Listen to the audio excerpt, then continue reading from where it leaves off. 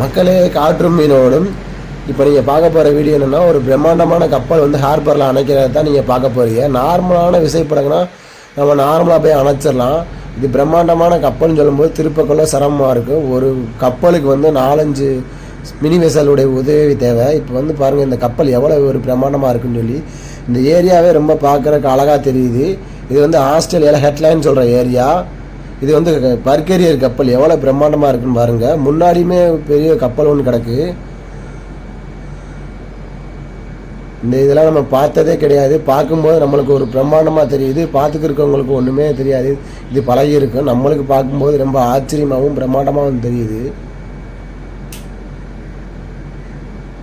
இந்த கப்பல் நகலாக அந்த முன்னாடி உள்ள கப்பல் நல்லா தெரியுது பாருங்கள்.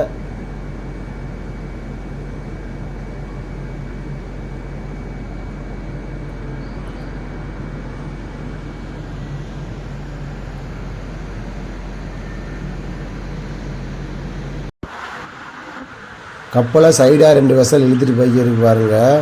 போட்டில் அணைய போகுது. இந்த வீடியோ பிடிச்சிருந்தா காட்டு மீனன் சேனலை லைக் பண்ணுங்கள், ஷேர் பண்ணுங்கள், மறக்காமல் சப்ஸ்கிரைப் பண்ணுங்கள்.